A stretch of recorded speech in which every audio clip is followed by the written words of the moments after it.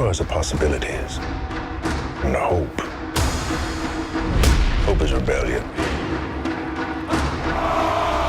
Samson, of the tribe of Dan, chosen by the living God, gifted with his power to be his hand of vengeance.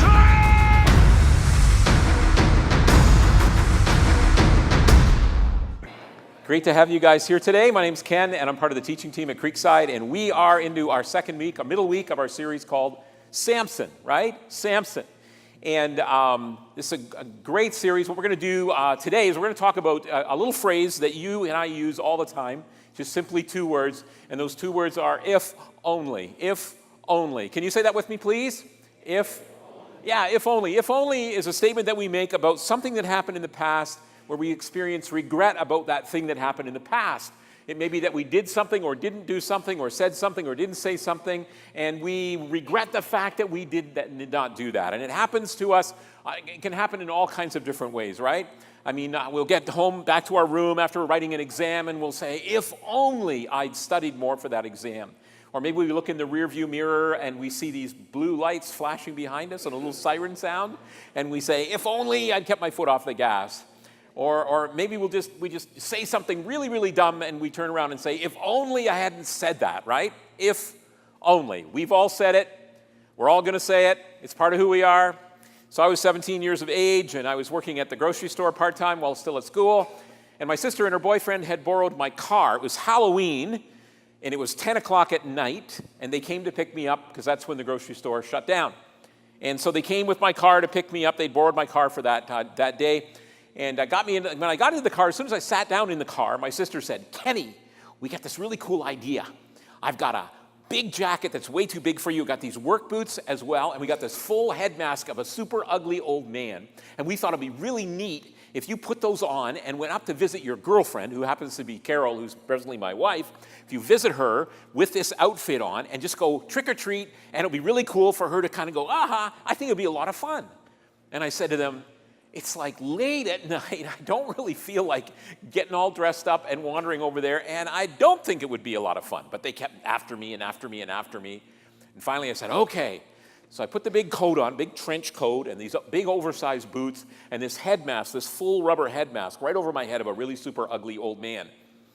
And I went to her, they drove me over to her street. They had to park a few blocks away because there was a lot of construction.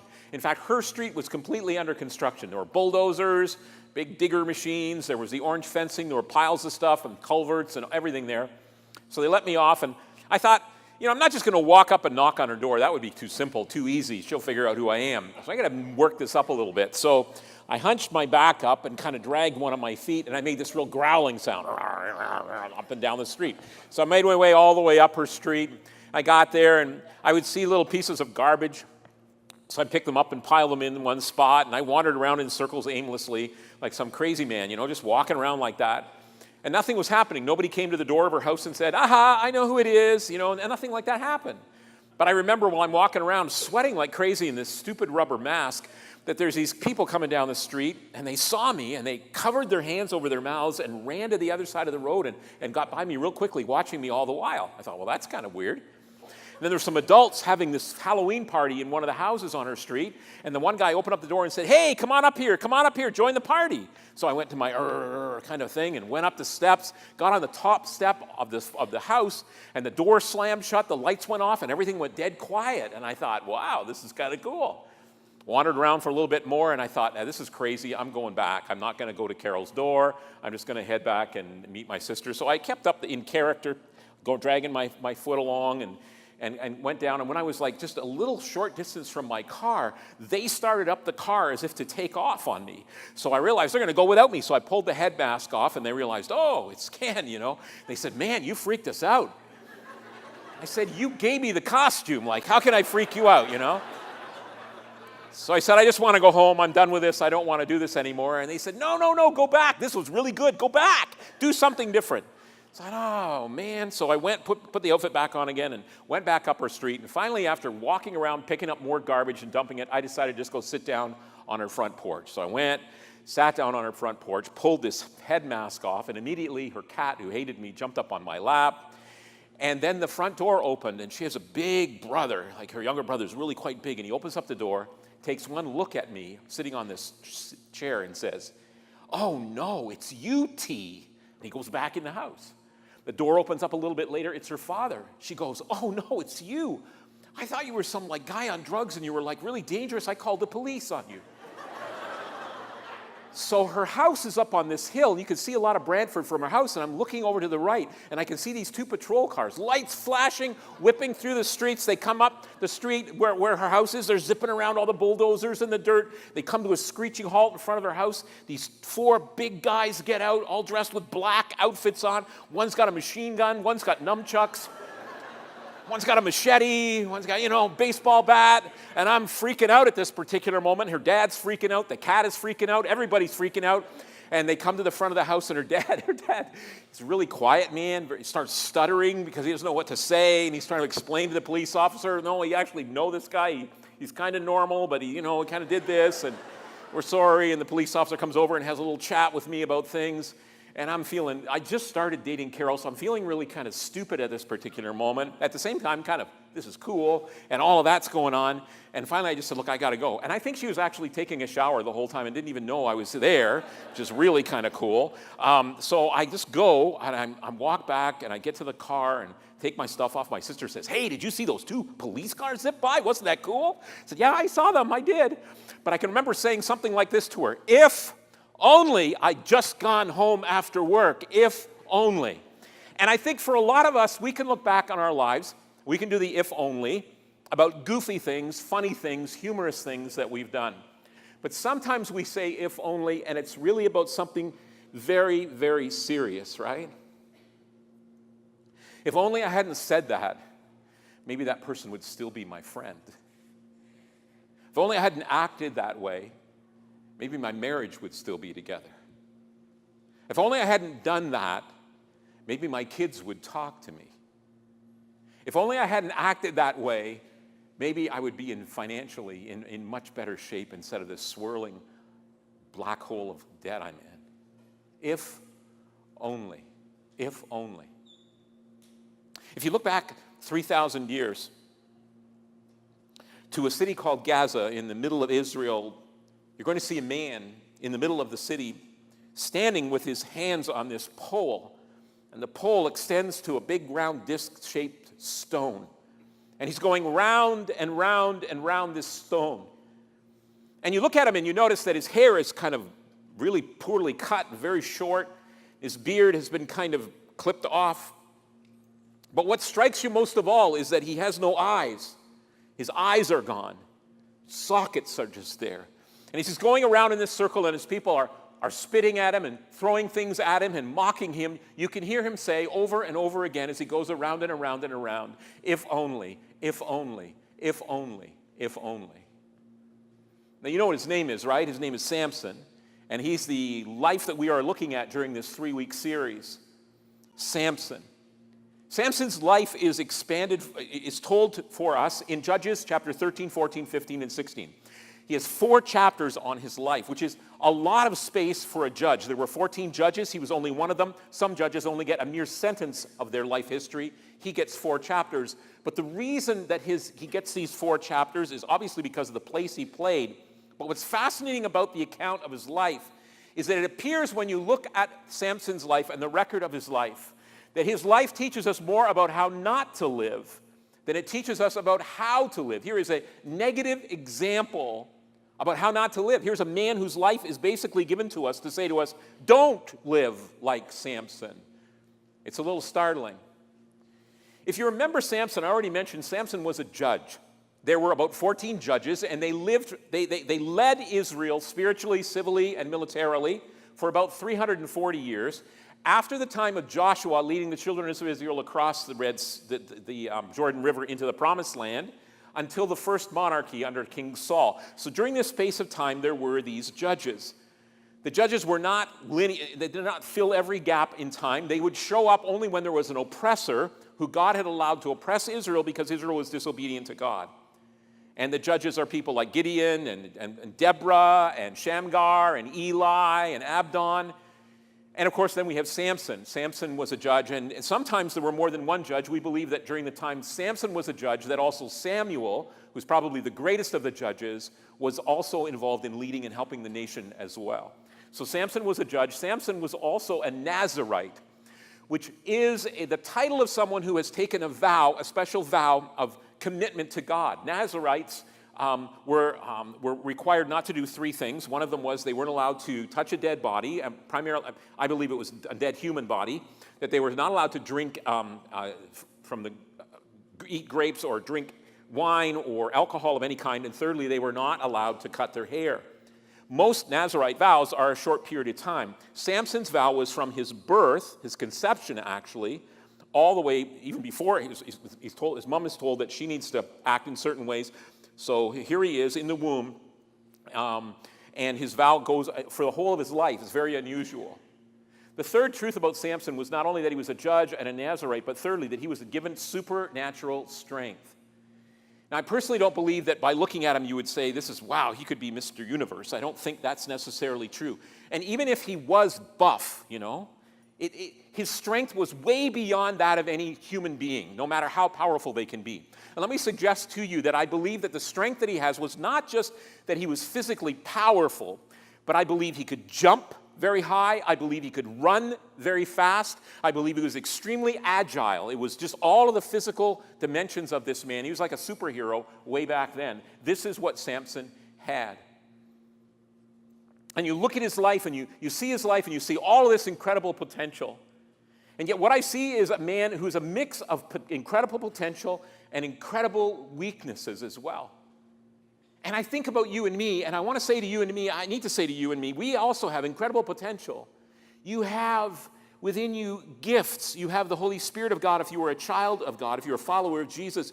You have these experiences. You have a context in which you live that God wants to leverage for his glory. You have incredible potential to glorify God. Think about that.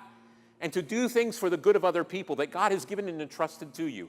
Even in your uniqueness of who you are. Maybe you're not an upfront person. Doesn't matter. You have an incredible potential. But you also have incredible potential for weaknesses. Incredible potential to fall and to stumble. And what we looked at last Sunday was these three attitudes or motivations or perspectives that Samson had that got him into a lot of trouble. You remember one of the things he had was a real struggle with lust. He had this thing where he would say, I want it, I want it, I want it.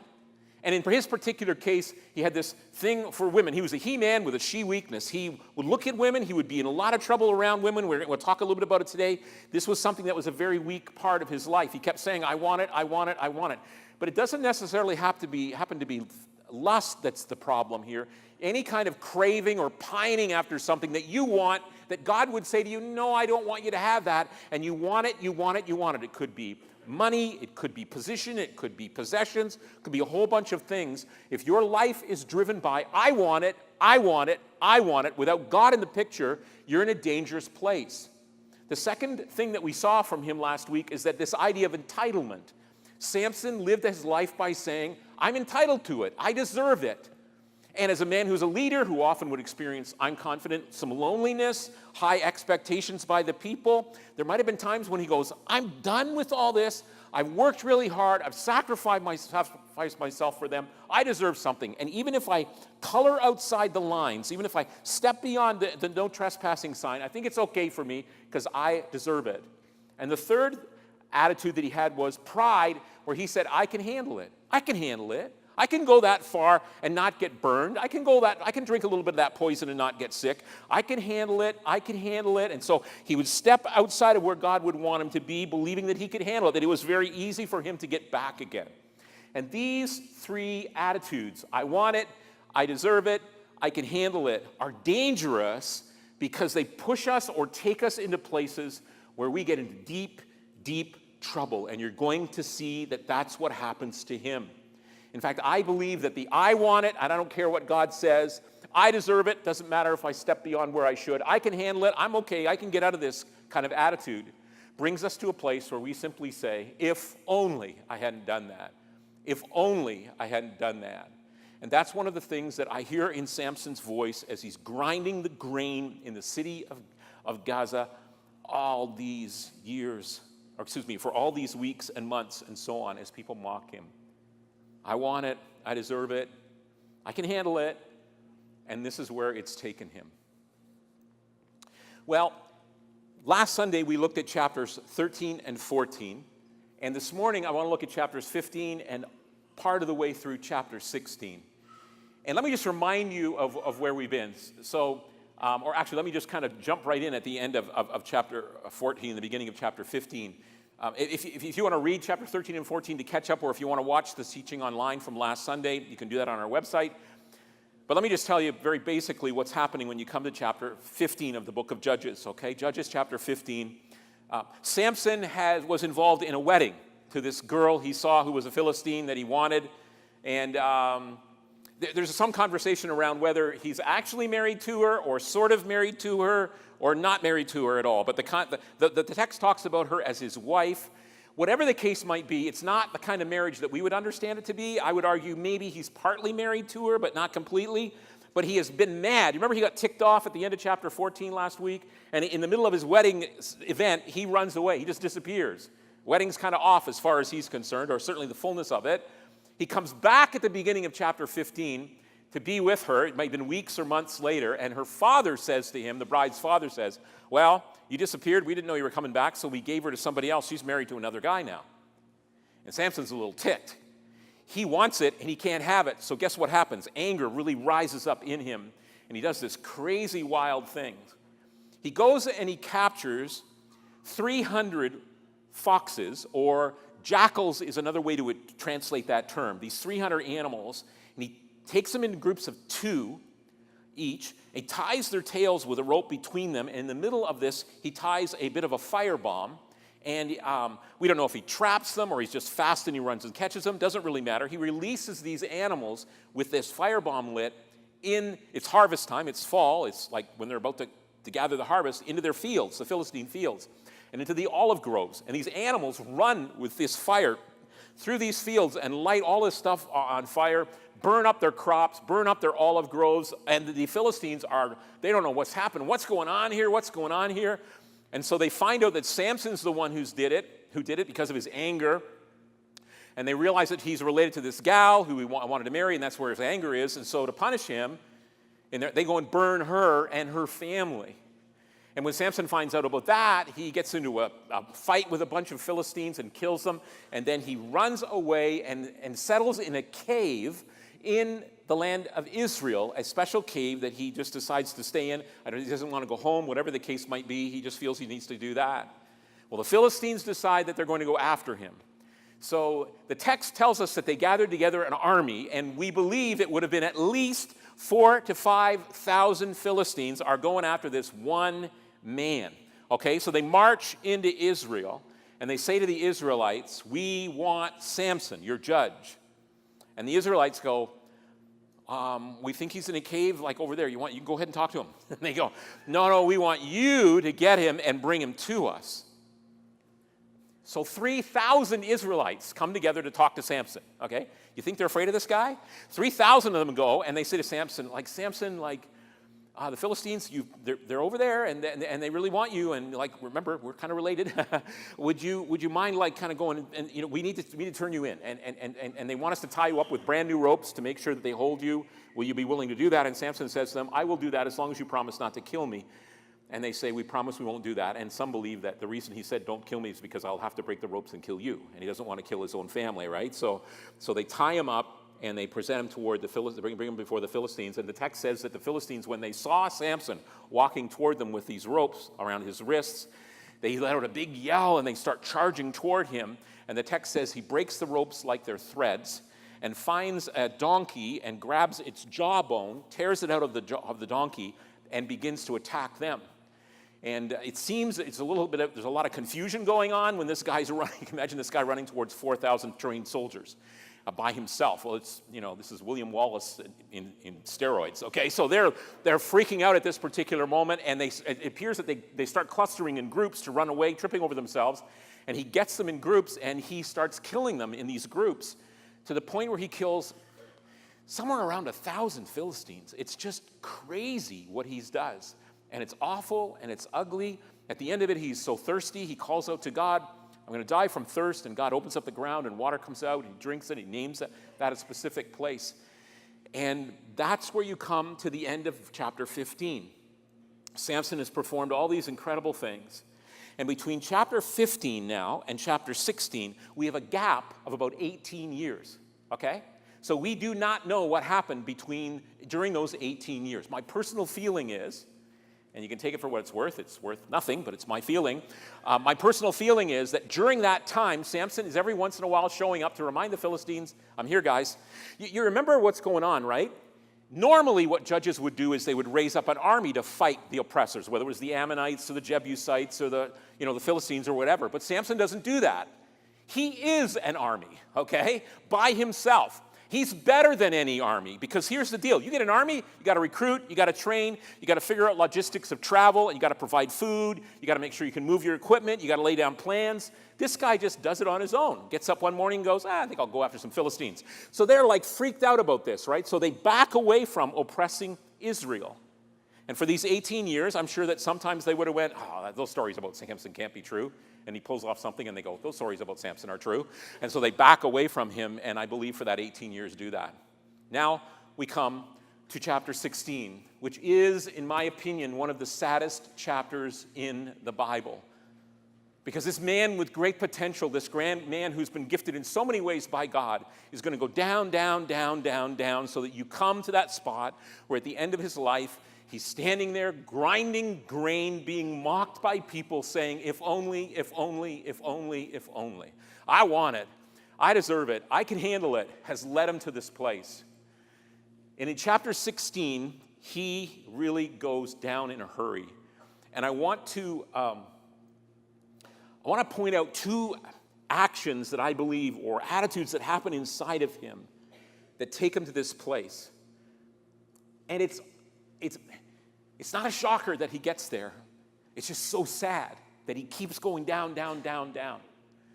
So chapter 16 and verse 1, here's what happens. And I want to say that the first thing that I see him doing, by the way, is abusing the grace of God. The first thing he's going to do, in my opinion, is abuse the grace of God. Let me tell you what the grace of God is. It's God's goodness, it's God's kindness, it's God's blessing in our lives. To abuse it is to, God's blessed me, but I'm going to do my own thing anyway. God's blessed me, but I'm not going to pay any attention to him. Here's a man who has all these blessings, but he says, I can sin, I can do wrong, God will just wink at it, he's not going to hurt me. And because he doesn't understand or get a handle on the fact of this is God's grace, God hasn't changed his mind, God hasn't changed the rules of the game, he gets himself into big trouble. So here's what we read in chapter 16, verse 1. One day Samson went to Gaza, where he saw a prostitute. Now, that word saw shows up a number of times, right? If you remember last week, we talked about the fact that he saw Miss Philistine, and he fell in love with her, and he says to his dad, I want to marry her, and he never even talked to her. Okay, this guy's got it really, really bad here. There's something about seeing that really gets him into trouble. And I want to talk for a minute about men's brains. Can we do that? You guys good with that? They do have them. You know that a man's brain is physically different from a woman's brain, right? And not only is it true that they're physically different, there is some chemical, hormonal differences as well between a man's brain and a woman's brain. Shanti Feldhahn writes about this difference, and she says that one of the things that's interesting about the difference between men and women is that men tend to sort of process life visually, and she argues, and I know this is just some general statements here, she says women tend to process life more out of their emotions or out of talking, whereas men tend to process it out of seeing. Sight is a big deal thing for a man. And because of the way a man's brain is wired, some images, sexual images in particular, create this thing going on inside their head. So what happens is that when a man sees something that he finds sexually attractive, there is a little thing that at the back part of his brain here, there's this thing called the nucleus, I keep forgetting the word, accumbens, nucleus accumbens that's back here, that when he sees something that's attractive to him sexually, it lights up and it shoots this little bit of pleasure into his brain, okay? And it's involuntary, it's biological, he can't do anything about it, it just happens, okay? So all of a sudden, this is what's happening. I think that's why the text is saying about Samson. He saw, all he does is see, and boom, get this little pleasure thing. But very quickly, this realization moves to the front of his brain, where there's a cortex, the front of his brain, where he then has this decision-making area where he's his choices and his will and so on, and he has to decide what's he going to do with this little bit of pleasure that he's just experienced. And he's got some choices, okay? If he's sitting at a restaurant with his girlfriend and he sees a pretty waitress go by, and then his eyes look over at his girlfriend, she's got two sharp objects in her hands. At that particular moment, front of his brain says, your life's in danger, please stop this, okay? So he does that. But if he loves God, he's also going to say, God, I'm not going to go there. And if he wants to honor his marriage, he's going to do the same thing. But it happens automatically. So that's why you'll see guys, they smile and they go, no. They smile and they go, no. Like, it's just, that's the way they're doing. Their minds are just a really strange thing that's going on there. This is the way God made us. And for some of you, that might seem strange. It might seem odd. It might seem weird. Hey, it's true, okay? Personal testimony, it's true. And what happens here is that if God has made us that way, he's made us that way for a purpose. He's made us that way for a reason. I've told him sometimes I don't like this, but he hasn't changed me. You know what I'm saying? So what we need to do then is to understand that God is doing this, and we need to trust him. I think in our particular culture it's more difficult because there's a lot of stuff that in our culture is reserved inside the marriage bedroom that you can see on the line and in walking down the street and so on. And so men are constantly having to fight this, and they need to trust God. I believe his Spirit wants to help us. I believe he does that. Samson is not there. He doesn't want, he wants it, he deserves it, he can handle it, right? That's how he's speaking. So here's what we read again. One day Samson went to Gaza where he saw a prostitute. He went in to spend the night with her. He chose to then take what was happening in the back of his mind and play with it with his eyes, and then physically to go to bed with this woman. The people of Gaza were told, Samson's here. Samson's here. So here's what happens. So they surrounded the place and lay in wait for him all night at the city gate. They made no move during the night, saying, at dawn, we will kill him. When he wakes up in the morning, when he's about to leave, when the light, we can see him, we'll kill him at the gates. It appears they locked the gates, by the way. But Samson lay there only until the middle of the night. Then he got up and took hold of the doors of the city gate together with the two posts and tore them loose. You understand what these gates are like, right? They're massive things, okay? They're huge, double gates. They are the protection sign of the city. They're massive things. He lifted them up to his shoulders and carried them to the top of the hill that faces Hebron. So he takes these things, throws them on his shoulders, goes up to the top of the hill nonetheless, and sticks them in the ground. It's absolutely stunning. And the people who are ready to trap him are not ready for him in the middle of the night. They see him doing this, and it must have freaked them out, okay, as they watch him accomplish this incredible, incredible thing. But I wonder if when he left the prostitute, if there would have been, I hope there would have been, some measure of guilt, that what he had done was to violate a commandment, a clear commandment of God. Did he? I wonder if when he got to the gates and realized they were locked and knew that he had to get out of the city, this is Philistine city, I wonder if when he got to the gates, if there wasn't a moment where he thought in his mind, I wonder if the power will be there. I wonder if the strength will be there. I wonder, and maybe tentatively, maybe nervously, he reaches out and puts his hands underneath a cross member of one of those gates. And then he feels the power inside of him, and he knows that the Spirit of God is filling him with that power, and he begins to shake the walls, shake the doors, and there's a splintering and a snapping of wood as he pulls it out of the ground and throws it on his shoulders. I wonder, because if he doesn't have any conviction, if he doesn't believe what he's done is wrong, if he thinks, you know what? God's still blessing me. It wasn't that bad. If he thinks that way, he's abusing the grace of God. He's believing that somehow he can violate God's command and be okay. Now, I want to say this to us. All of us need to hear this, okay? I need to hear this. You need to hear this. Every time we sin, there's a payment for that. It may not happen right away. It may not happen at that moment, but it will happen. And either you pay for it or God pays for it. See, God has come along in his grace and said, I'll pay for it. And that's why Jesus went to the cross, to pay the penalty for our sin. Our sin separates us from God. It produces death. Jesus goes to the cross and takes our sin on him and dies for our sin. Either I pay it in eternity or God pays for it. And I'm wondering, I think, in fact, that Samson is kind of like winking at what he did. He's kind of feeling, well, it couldn't have been that bad because I'm not experiencing pain. In fact, I actually feel pretty good. And look what I've just imagined to do. Look what I've just done. And so there is this elevated sense maybe in his life, I believe, where he's just thinking it's okay. I can get away with it. I feel better. It's all good. And so he goes in this direction and is in a very, very dangerous place.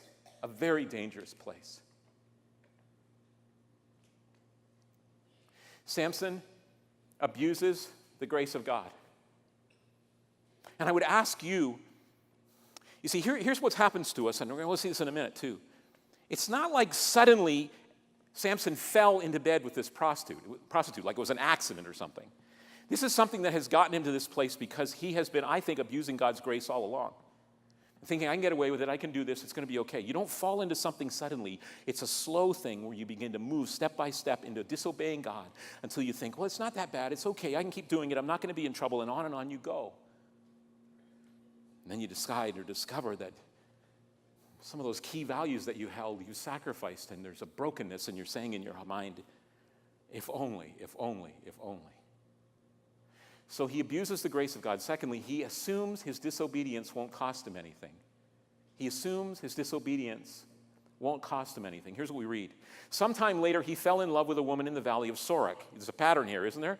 Whose name was Delilah. The rulers of the Philistines went to her and said, see if you can lure him into showing you the secrets of his great strength and how we can overpower him so we may tie him up and subdue him. Each one of us will give you 1,100 shekels of silver. Now, that was an incredible amount of money. 1,100 shekels of silver is like 140 pounds of silver. We don't know how many Philistine rulers there were, but multiply 140 by the number of rulers, and you can see the dollar signs in Delilah's eyes rotating around. This is a good idea. I like this. Let me make this happen. And so she does. And if you remember in the account, she goes to Samson. She presses Samson. She prods him a little bit. And he loves her, and he's been abusing the grace of God, so he thinks it's kind of maybe a safe place. So he says to her, if you tie me up with some leather straps, fresh leather straps, I will be weak like any normal man. And so she ties him up. She says, the Philistines are on you, and he snaps them like they're threads. Oh, Samson, you don't really love me, or you tell me the truth. So he says, okay, if you tie me up with brand new ropes, just tie me up with brand new ropes, and I will be like a normal person. So she ties him up with new ropes, and she says, the Philistines are on you. And boom, he breaks them all. Oh, Samson, you really don't love me. What's the truth? He says, and he's getting closer here now. He says this, you take the 7 braids in my hair, and you put them into a loom. You weave them into that loom, and I will become like an ordinary person. And so she does that, and she calls, the Philistines are on you, and he pulls his hair, shakes his head, and tears them away from the loom. And again, she's saying, oh, you don't really love me. In fact, she gets to this point. Then she said to him, how can you say, I love you, when you won't confide in me? This is the 3rd time you have made a fool of me and haven't told me the secret of your great strength. I'm going to read the next verse to you, okay? And this is a cool verse. Watch this. With such nagging, she prodded him day after day until he was sick to death of it. It's in the Bible, folks. I didn't write it, okay? Now, and I'm going to just move on from that verse. Here he is, and she has come at him a number of times. And so you remember what happens, right? I want her. I deserve her. I can handle this. I can handle this. And so he tells her the secret. I'm a Nazirite, you can't cut my hair. If you cut my hair, I'm going to be like an ordinary person. And so, here's what we read in the text. When Delilah saw that he had told her everything, she sent word to the rulers of the Philistines, come back once more, he has told me everything. So the rulers of the Philistines returned with the silver in their hands. And after putting him to sleep on her lap, she called for someone to shave off the 7 braids of his hair, and so began to subdue him, and his strength left him. Then she called, Samson, The Philistines are upon you. He awoke from his sleep and thought, I'll go out as before and shake myself free. But he did not know that the Lord had left him. Then the Philistines seized him, gouged out his eyes, took him down to Gaza, binding him with bronze shackles. They set him to grinding grain in the prison. And the verse that strikes me in this passage is this one. He did not know that the Lord had left him. The Lord has been with him for 40 years. The Lord is the one who's given him his strength. He did not know? How could he not know? He is the man who's been gifted in such special ways, but he did not know. Why did he not know? Why did he not know? He did not know because he does what we do. He takes these steps gradually, a little bit at a time, abuses the grace of God, disobeys, goes further down, further down, further down, until he is blind in his heart to the place and the position of God in his life. He did not know that God had left him. I want it. I deserve it. I can handle it. No, you can't. You can't. And I look at this man and my heart is so heavy. Isn't yours? When you look at what happened, you see such incredible potential and you realize that at the end of his life, he simply says, if only. If only, if only, if only. And my prayer for you and my prayer for me this morning is that if only would not be your mantra. Would not be what you say, if only I, if only I, if only I, that you will say, thank God. I blew it, but I got back quickly. I didn't go very far. I wanted to, and in fact, I did step over the line, but then I backed up and I said, God, I'm sorry. I didn't abuse the grace of God. I didn't believe my disobedience I would get away with it. I got right with God. And, one of the things that happens to me, I've been doing this pastor thing for a long time, and I'll get people who will come to me, who will come into to my office, and they're devastated, and they'll say things like, this part of my life, my marriage is messed up, my relationship with my kids is messed up, I'm into drugs, I'm overwhelmed by stuff, and on they'll go. And what they're really saying to me is, if only, if only, if only, if only. And what I want to say to you and to me is this, look, it's so important that we not go there.